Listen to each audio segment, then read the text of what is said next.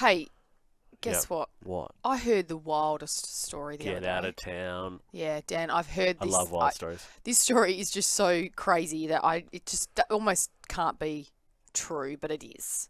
So I was catching up with, like, I was at Pilates with a Yep. group, and we were all sitting around waiting for everyone to turn up. Classic. And this lady was telling the story of what happened to her husband. So they live down sort of Coogee way, Uh-huh.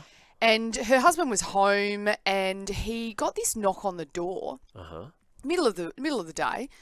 Got this knock on the door, and he opened it up, and there was this guy there going, "I've called the police.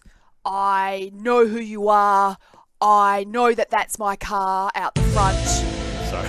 Yeah, literally. "I know what's going Oh. on, and you're going to be in trouble for this." And the guy's just standing there, and he's like, "What are you talking about? Who are you, and what are you doing on my property?" He then walks out the front. He's got a very large four-wheel drive, like a V8 sort of Yeah. four-wheel drive, big car. All the tires were down. I'm sorry, is this your mate's husband's car? Husband's car, yes. Okay. So he's gotten a knock on the door Yeah. from this guy saying, "I know who you are, I know what you've done, blah, blah, blah, blah, blah." Yeah. And the guy's going, "What are you talking about?" Goes out to the front, sees his car Yeah. with the tyres Tires all down. flat. Not just down, but like been sort of damaged. Like Each tire's been, slashed. yeah. And he's like, "What? What have you done?" He goes, "This is my car. I know. I had this car stolen. This is my car. And I have taken the tubes out of the tyres so you can't go. I've called the police. I've called the police. They are on their way. And you are going to get into trouble. This is my car that's been stolen." Okay. Now, the husband then says to this guy, Yep. "Mate, I'm an undercover cop. That's an undercover police car. You have damaged police property. It is my car. You have 2 hours to fix these tyres, or I will arrest you for malicious damage." So what had happened, this guy honestly thought his car, he'd driven past, seen this car, thought it Yeah. was his car that had been stolen months before, Yeah. had said he recognised a scratch on the side, but instead of just calling someone, he had gotten some pliers and he'd prized open the tyres to pull the tube out so that he couldn't just pump the tyres up, because he thought, Yeah. "This is my stolen car. Once they get wind of they might disappear with it, might take off, and I won't be able to find where they've gone with Yeah. my stolen car." Okay. Turns out it wasn't a stolen car, it was an undercover cop car. So this guy then went, "Oh, right. Okay. Call some people to come." They had to come and lift the car up, and they had to fix all the time. Would have cost him. They're called mechanics, Kirsty. No. They were tyre people. Yeah. They had to come and do the tyre, and he had 2 hours to do it. What a wild story. That's such an over. No, I'm gonna take the tubes. That's what I'm gonna do. Not park your car behind it, No. or like something like that, or like, I don't know, just flatten the tires. Yes. No, I'm gonna take the inner tubes Taking the inner tubes out, I'm going to damage them so you can't take off with Wow. my stolen car. What a wild story. That is a wild story. We were just laughing. We're like, "So what happened?" She goes, "Well, he got it done in time, and he's a his way. neighbour. He's a neighbour, so they see him driving around, and now they're like, 'Who are you?'" You know, Oh, okay. That is a. You know what, Kirsty? wild That story. is a wild story. True though. It's a very wild. That's a true wild story. I reckon the family would have some wild stories. Have you got some wild, true stories that are so crazy? Yeah. You got- Give us a call. Oh, good morning, Heather. How are you? Good, thanks, guys. How are you? Oh, excellent. Have you got a wild story that's just too unbelievable to be true? Yes, I do. Okay. So a few years ago, we get into the car, and there's some tiny little baby spiders in our car. Oh no. I was like, "Oh, that's a bit gross." So we kind of got rid of them, and off we went. And then the next day, there were more tiny baby spiders. And I got rid of those, and I was thinking, this is pretty gross. And then one day, I'm taking my kids to school, and there were baby spiders everywhere. And so there I am in like the school car park dealing with the baby spiders, and I had to go to work. I get in the car, driving through the tunnel, and there's baby spiders on me. Oh, no, And Heather. I get to work, and I went inside and I got some spray and I fogged my car and I parked it in the full sun with all the windows out, thinking I'm going to cook them. And I got in the car and there's dead baby spiders everywhere. I thought, that's it, that'll be the end of them. But it wasn't the end of them, and they just kept coming for several days. And then, How high were you from all and then a few weeks the later, fumes? no, it gets better. Oh, what? Okay. A okay. few weeks later, my husband's cleaning out the car, and he gets out my daughter's booster seat, and he puts it out, and it kind of fell over, and there, underneath her booster seat, is the mummy wolf spider, still alive, with her empty egg sac that was the size of like half a chicken egg. Oh! All those eggs attached, and we're roaming around in my car, A wolf and the spider. spider's still alive. And to this day, all I can think of was what would have happened if that spider had decided to, I'm hungry, I'd like to come out now, while I was driving the car, my daughter's in the car. Oh, under the booster seat. So even now, sometimes I wake up in the night in a panic of what fatality might have occurred had that spider come out while we were in the car and driving.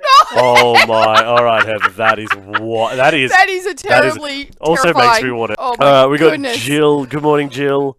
Wild stories that are true. Good morning, Dan and Kirsty. Jill, Oh, tell us Jill, your tell us. story. So a couple of years ago, we were at a lion park, which was quite far out of Already Bush. love is this. already a Go great on. Story.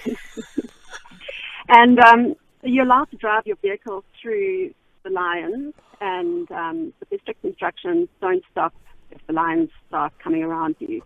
And clearly, these lions were really, really inquisitive, and the youth in front of us that was jam-packed with people. They just stopped, and about 20 lions started surrounding this youth, started literally climbing all over it, and started chewing on the tires. The side mirrors, the windscreen wipers, the mud flaps. And we thought this was quite amusing, obviously, but we kept driving, and we actually drove out of the enclosure to watch what was going on. And they actually had to get a flatbed truck in to come and remove the vehicle. They had to lock the lions away, and I don't know how long the whole process actually lasted, but the whole family was stuck in the car for a very, very long time. While they tried to Was this in Perth? No, this Jill? was in Africa, surely. No, this was in South Africa. Oh my goodness. Imagine being that family going, oh yes, once they get Okay. through those tyres and they Yeah. get through the metal, What's then they're next? going to get to us. At all. Thanks so much for that, Jill. Jules, good morning. Hi guys, how you going? Very good. Fascinating stories that we're hearing this morning. Okay, well, I was living in Italy back in the early 90s. Oh. I'm pretty old. And that was a pretty dark time in history. The mafia was a bit active and things were getting bombed and whatever. And I went on holidays down to Florence. I was in Milan. And the Uffizi had been bombed by the mafia, and they had reopened it. And as a celebration of its reopening, they made it free for the public. So, of course, I was in on that, went in the morning, all good. And then in the afternoon, I went down a side street and found a leather glove shop, and as you do, spent the afternoon in there, powdering. They powder the gloves and they stretch them with little special wooden implements and tried on and bought lots of pairs of coloured gloves and Lovely. came out, and suddenly the street was deserted. This busy street where I'd been earlier was completely empty. And I was like, okay, I looked down the bottom and there was army and they had put up a barricade. So I'm like, oh, okay, I'll have to go back the way I came, back towards the Uffizi. So I crossed over the road. And as I crossed over, the barricade was lifted, and this limo swept up the street and just pulled up next to me as I stepped on the pavement. And then all of a sudden there were soldiers everywhere, and the limo was opened, and this guy got out, and this chick got out, and I was ushered along by the soldiers behind these people. I'm like, no, I'm not part of the crowd. I didn't speak Italian. And they ushered us around the corner and then up steps, and then we were on the stage in front of the Uffizi looking at the entire Piazza della Signora, which was packed full of people with a big circle of army guys holding them back. And everyone went to their appointed seats. Of course, I didn't have a seat. And it was the president. It was the president of Italy. Yes. So I'm just like, I'm literally like, oh my God, this is going to be a long night in the police station trying to explain who I am, because they're all a bit tetchy and trigger happy. And I'm just like, I've got to get out of here. It keeps going. Okay. So from there I went to Rome. I went to Rome and I went to the Vatican. And I wanted to go to the Sistine Chapel. And I was like, stick with the crowd. Stick with the crowd. Don't wander off on your own. Don't so I get see this taken with mob the of people president. and I follow them. Yeah. I follow them, and it's this thing and queues and winding. It's going on, and then there are metal detectors, and then we go on further, and there are bag searches. And I'd been in this queue for like 2 hours. I just head to this found someone who spoke English and said, this is pretty heavy security for the Sistine Chapel, but I guess, considering the bombing of the Fitzy. And this American says, no, we're going to a papal audience. This is the queue to see the Pope. And I'm just like, no. And of course, everyone had invitations. They were pulling out like their tickets. I don't have a ticket. I need to get out of this queue. I need to get out of this line. And this American's going, you're chosen. It's meant to be. Eventually we wind up, I'm not joking, in this, I don't know, it's like an amphitheater theatre thing. Of course, again, everyone's got a seat except me. So I just like crouched down in the aisle. And sure enough, JP came out, and as he greeted each group of pilgrims, they all stood up and sung a song. And I'm just like, oh, there's no way I'm standing up and singing the song on my own. So I'm like, please, nobody pick me. So anyway, Jules. Of course, I got out of there. I found a phone, rang my family, went, I just saw the Pope, and I'm like, yes. And I was on stage with the President of Italy. Wow. Is that it? Is that it, Jules? Oh, my goodness. That's it. That's my story. Jules.